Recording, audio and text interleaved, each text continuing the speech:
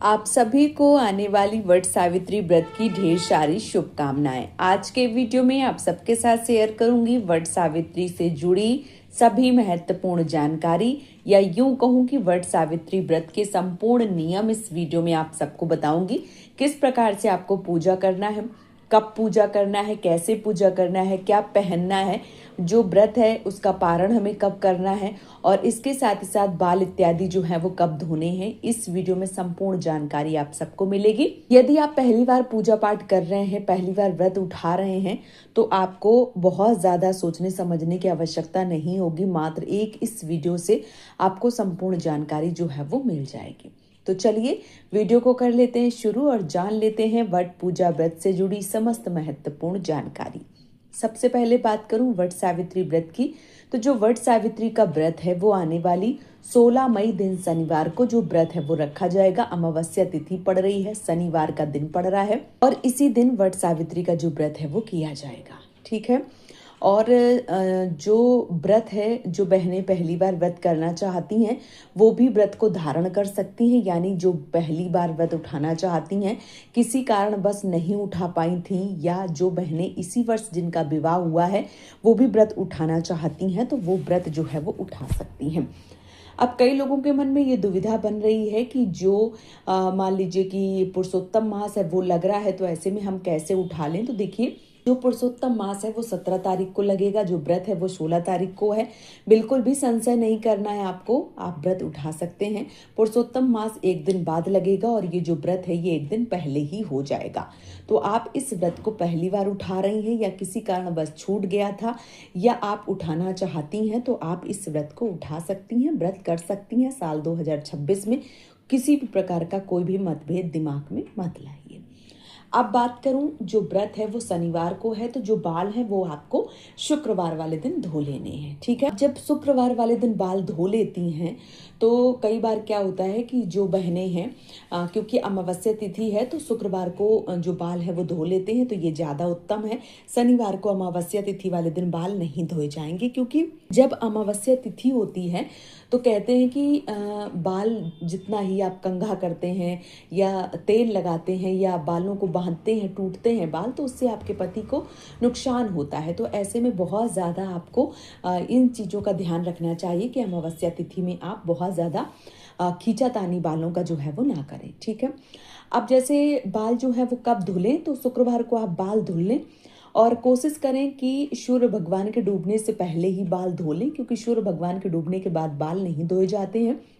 और यदि अगर आप सूर्य भगवान के डूबने के बाद बाल धोती हैं, तो कहते हैं कि जो अशक्तियाँ होती हैं, एक तरीके से जो निगेटिविटी है, जो नकारात्मक ऊर्जा है, वो आपके ऊपर हावी हो जाती हैं। तो ऐसे में रात्रि में बाल धोने की मनाही की गई है। तो शुक्रवार वाले दिन आप बाल धो लें, और जब बाल धो लें तो उसके बाद आप कोशिश करें कि किसी भी प्रकार का कोई भी ऐसी चीज़ें, तामसिक भोजन इत्यादि ना करें जिससे अगले दिन आपको परेशानी हो। ठीक है।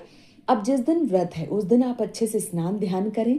और कई लोगों के प्रश्न आते हैं कि उस दिन हम सर से पानी डाल के स्नान कर सकते हैं। तो किसी के घर की परंपरा ऐसी है कि बिल्कुल एकदम सर से पानी नहीं डालते हैं, लेकिन मेरा ये मानना है कि जब हम दिन रोज के जो कार्य होते हैं, हमारे जो भी दैनिक कार्य होते हैं, यानी कि जब हम बाथरूम यूज़ करते हैं या हम शौच इत्यादि के लिए जाते हैं, तो बालों से पानी डाल के हमें स्नान करने में कोई दिक्कत नहीं है। ठीक है। तो आप चाहें तो एक डब्बा ऊपर से पानी डाल के आप स्नान कर सकते हैं। इससे आपका शुद्धिकरण जो है वो हो जाता है। स्नान करने के बाद में आपको व्रत का संकल्प लेना चाहिए, और फिर जो भी मान लीजिए कि पकवान हैं आपके यहाँ बनते हैं, गुलगुले बनते हैं, बरगदाही के फल बनते हैं, पुए पूड़े बनते हैं, या आपके घर में बेसन के लड्डू मिठाई जो भी बनता है वो आप स्नान करके अच्छे से बना लेवें। पूजा की सारी तैयारी कर लेवें, बांस का पंखा इत्यादि, अपना सिंदूरा, इसके साथ ही साथ जो भी चुनरी आप ओढ़ रही हैं, अपने शोला सिंगार, अपने जो भी बिछिया पायल, जो भी चीज़ें ले रही हैं वो सब अच्छे से धारण कर लें।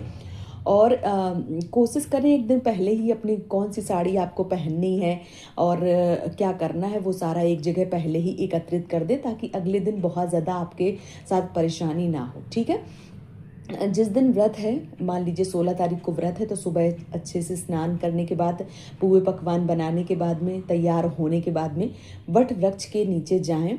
वहाँ पे आप कोई भी एक पेपर लेके जाएं, जिसके ऊपर बैठ के आप विधिवत रूप से पूजा अर्चना कर लें।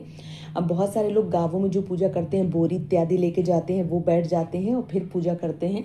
तो देख लीजिए आप क्या ले जा सकते हैं, कैसी वहाँ पे सुविधाएं हैं, तो उस प्रकार से आप उसको बिछा के और अच्छे से पूजा करें। पूजा किस प्रकार से करनी है? पूजा आपको क्या करना है कि सबसे पहले वट वृक्ष की जो जड़ होती है, उसमें हम मीठा शरबत या जल जो है वो सींचते हैं, और उसके बाद फिर जो हाथे हैं, यानी कि जो ऐपन बनाते हैं, उससे हाथे लगाए जाते हैं, और फिर दीपक जलाकर विधिवत रूप से, जिस प्रकार से मान लीजिए कि फूल चढ़ाए जाते हैं, फल चढ़ाए जाते हैं, जो बरगदाही के फल, सुहाग की सामग्री, जो भी वस्त्र हैं, फूल हैं, जो भी चीज़ें हैं, वो सब चढ़ाई जाती हैं। और इसके साथ ही साथ जो आप मान लीजिए कि जनेऊ बनता है, जो आप गले में माला धारण करती हैं धागा के, वो 2 बनाए जाते हैं। एक वट वृक्ष को पहनाया जाता है, एक स्वयं धारण किया जाता है। ठीक है। और वट वृक्ष की हवा की जाती है बांस के पंखे से। कथा के अनुसार, इस वीडियो को मैं आप सबको बता दूं कि बांस के पंखे का महत्व क्यों है। ये वीडियो यूट्यूब पे कभी नहीं आया था, लेकिन मैंने सबसे पहले ये वीडियो डाला था कि जो बांस का पंखा है वो सबसे ज़्यादा श्रेष्ठ क्यों है, बांस के पंखे से ही क्यों हवा की जाती है। जब मैंने ये डाला था वीडियो, उसके बाद बहुत सारे लोगों ने ये वीडियो जो है वो डाला है कि जब सत्यवान जी के प्राण जो हैं वो चले गए थे, पास में खड़े बांस के पत्तों से माता सावित्री ने हवा की थी, और तभी से ऐसा विधान है कि बांस के पंखे की जो हवा है वो की जाती है। तो ये वीडियो जो है वो मैंने सर्वप्रथम यूट्यूब पे डाला था, और बहुत सारे लोगों को इससे जानकारी मिली।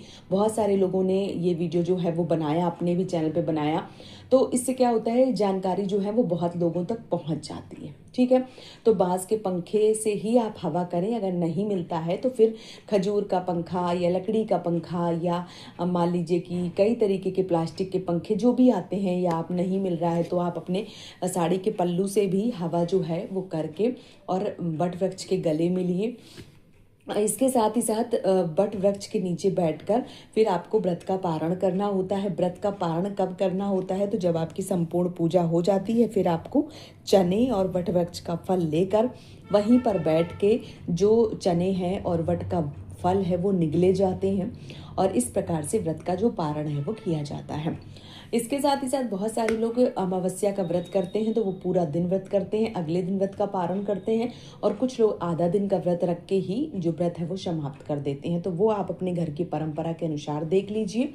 और जो व्रत है वो 16 तारीख को ही है, तो आप मन में बिल्कुल भी संशय मत लाइए, व्रत को पूर्ण कीजिए और अपनी समस्त मनोकामनाओं को पूरा कीजिए, क्योंकि इस व्रत को स्कंद पुराण में लिखा गया है। माता सावित्री के ऊपर ये जो व्रत है ये आधारित है कि वो एक पतिव्रता स्त्री थी, और उन्होंने अपने पति के जो प्राण है वो यमराज से कैसे वापस लेके आई थी, इसी कहानी के ऊपर जो व्रत है वो बना हुआ है।